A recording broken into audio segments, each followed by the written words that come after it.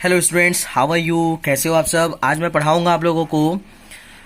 इससे पहले वाले क्लास में डिस्टिलेशन एंड फ्रैक्शनल डिस्टिलेशन हो चुका था और आज मैं आप लोगों को बताने जा रहा हूँ separation of components of air. बहुत इंटरेस्टिंग टॉपिक है, जरा ध्यान देंगे। How can we obtain different gases from air. देखिए, एयर में बहुत सारे एयर क्या है? एक बहुत सारे गैसेस का मिक्सचर, आप सब जानते हैं। Air is homogeneous mixture and can be separated into its components by fractional distillation. The flow diagram is here. देखिए क्या फ्लो डायग्राम। एयर, उसके बाद क्या है? कंप्रेस एंड कूल किया जाता है एयर को by increasing pressure and decreasing temperature. अगर एयर का प्रेशर क्या करेंगे? बढ़ा देंगे और उसका टेम्परेचर डिक्रीज कर देंगे तो वो लिक्विड एयर में चेंज हो जाएगा और लिक्विड एयर फिर allowed to warm up slowly in fractional distillation column. उसके बाद लिक्विड एयर से gases get separated at different heights. तो ये पूरे फिनोमेनन को समझना अभी होगा क्या, ठीक है। If we want oxygen gas from air we have to separate out all the other gases present in the air. The air is composed by increasing the pressure and is then cooled by decreasing the temperature to get liquid air. This liquid air is allowed to warm up slowly in a fractional distillation column where gases get separated at different heights depending upon their boiling points. देख सकते हो अलग अलग boiling point के हिसाब से अलग अलग हाइट पे ये सेपरेट होती जाएगी गैसेस। देखिए ये वाले टेबल में फिग 2.11 में क्या लिखा है? बॉइलिंग पॉइंट डिग्री सेल्सियस में percentage air by volume. Oxygen का boiling point -183 degree Celsius, argon का -186 डिग्री सेल्सियस, नाइट्रोजन का -196 डिग्री सेल्सियस।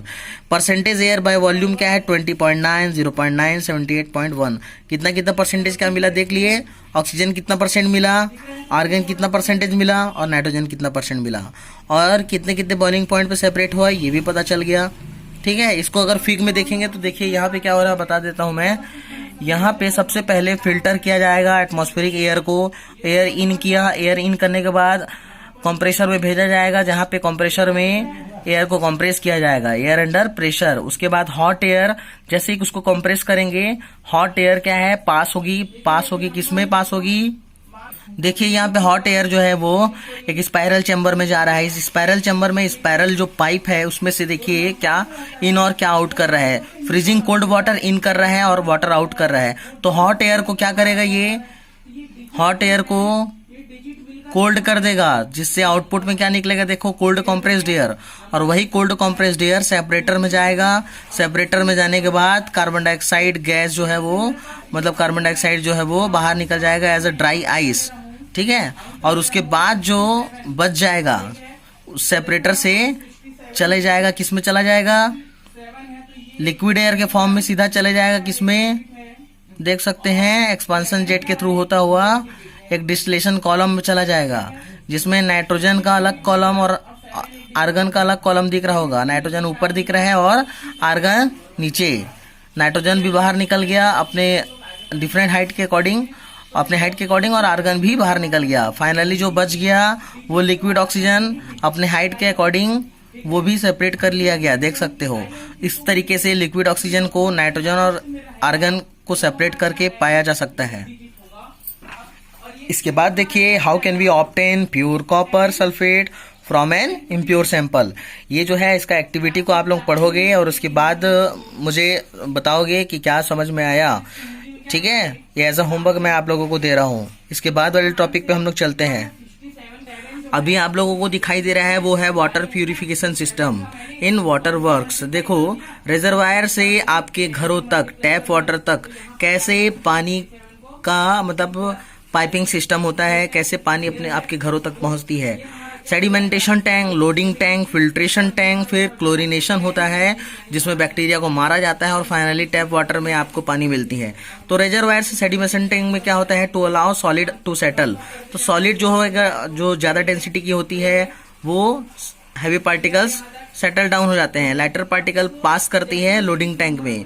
लोडिंग टैंक में क्या होता है? To sediment the suspended impurities. उसमें और भी जो पार्टिकल्स होंगे उनको सस्पेंड किया जाता है, ठीक है।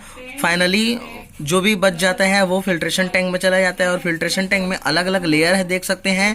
इसमें वाटर है, और वाटर में जो फिल्ट्रेशन के लिए क्या क्या लेयर लगाया गया है, देखो वाटर के फिल्ट्रेशन के लिए फाइन सैंड लगाया गया है, ग्रेवल लगाया गया, कोर्स ग्रेवल लगाया गया। इसके बाद ये जो है अच्छे से फिल्टर्ड हो जाता है, उसके बाद पहुंच जाता है क्लोरीनेशन टू किल बैक्टीरिया, मतलब क्लोरीनेशन टैंक में।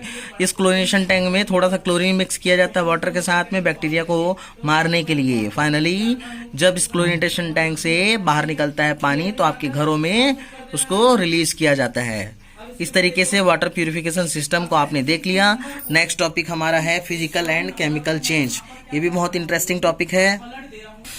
To understand the difference between a pure substance and a mixture, let us understand the difference between a physical and a chemical change. In the previous chapter, we have learned about a few physical properties of matter. The properties that can be observed and specified, like color, hardness, rigidity, fluidity, density, melting point, boiling point, etc. are the physical properties.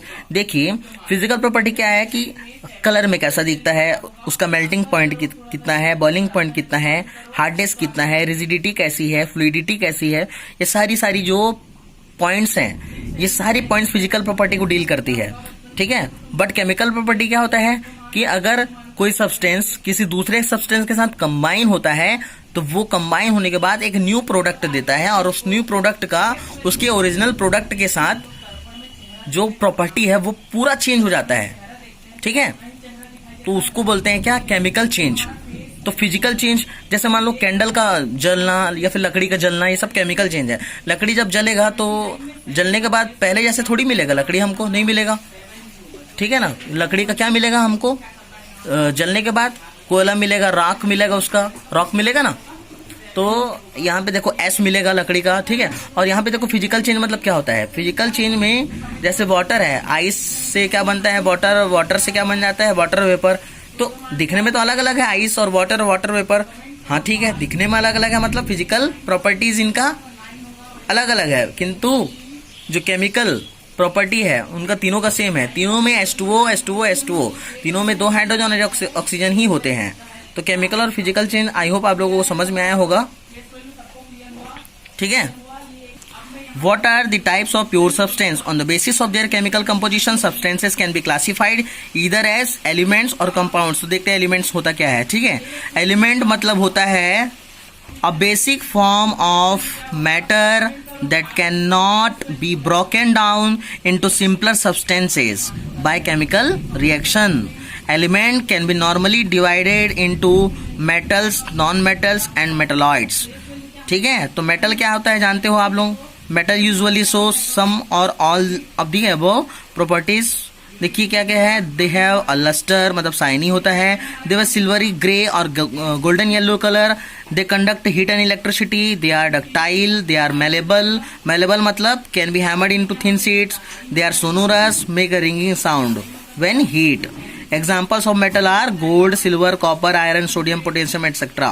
Mercury is the only metal that is liquid at room temperature. Non-metals usually show some or all of the above following properties. They display a variety of colors. They are poor conductor of heat and electricity. They are not lustrous, sonorous or malleable.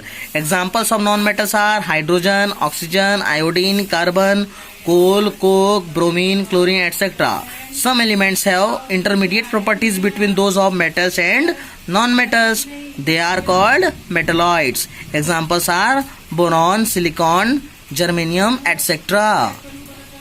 Student इसको बहुत ध्यान देना, more to know में ये जो table है ना बहुत शानदार इसमें लिखा हुआ है, और आगे की कंपटीशन एग्जाम्स के लिए बहुत ही जरूरी है। The number of elements known at present are more than 100. 92 elements are naturally occurring and the rest are man made. Majority of the elements are solid. 11 elements are in gaseous state at room temperature. देख रहे हो, room temperature में 11 ऐसे element है जो gaseous state में होते हैं. 2 elements are liquid at room temperature. देख रहे हो 2 एलिमेंट जो है वो रूम टेम्परेचर में लिक्विड है. कौन कौन? Mercury and bromine. Elements gallium and gallium and caesium become liquid at a temperature slightly above room temperature. अब आगे देखते हैं कंपाउंड्स। ये भी बहुत इंटरेस्टिंग है, कंपाउंड भी मजा आ जाएगा। देखो, ए compound is a substance compose of 2 और मोर एलिमेंट्स। देखो एलिमेंट क्या होता है जानते हो, अगर एक से ज्यादा एलिमेंट अगर मिल गया तो कंपाउंड बना लेता है। Chemically combine with one another in a fixed proportion. आप लोगों को इस डिफरेंस को बहुत अच्छे से पढ़ना है और उसके बाद फिर मतलब ये आपको होमवर्क रहेगा, अच्छे से पढ़ के मेरे को बताना। और फाइनली आज ये चैप्टर आप लोगों का फिनिश हुआ। मिक्सचर एंड कंपाउंड में डिफरेंस पढ़ लेना और थोड़ा समझ लेना कि दोनों में डिफरेंस क्या है। ये वाला जो आपको दिख रहा होगा इसको बहुत अच्छे से समझ लेना कि मैटर को प्योर सब्सटेंस और मिक्सचर में सेपरेट किया गया है। प्योर सब्सटेंस में एलिमेंट और कंपाउंड रखा गया है, बट मिक्सचर में होमोजीनियस और हेट्रोजीनियस। इसको भी एक बार रीड कर लेना और जो भी डाउट होगा एक बार मेरे से कमेंट बॉक्स में पूछ लेना। अब इसके बाद हम नेक्स्ट चैप्टर करेंगे और धीरे धीरे बुक पढ़ के नोट्स बनाते रहो और आप लोगों का हमेशा हेल्प करने के लिए मैं रेडी हूँ। So thank you and keep watching, share and subscribe my channel.